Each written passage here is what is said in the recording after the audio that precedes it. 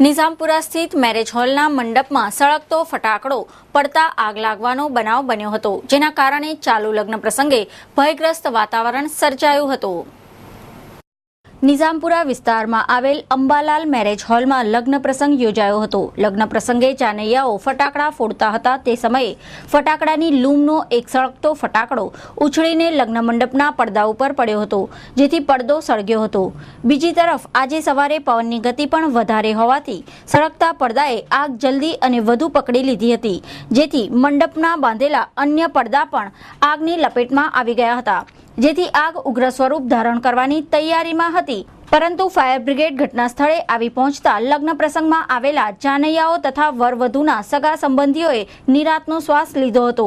આગના બનાવને પગલે ચાલુ લગ્ન પ્રસંગે નાસભાગના દ્રશ્યો સર્જાયા હતા। આગના કારણે ઘણું બધું નુકસાન થયેલ છે। કોઈ જાનહાનિ નહીં થયેલ।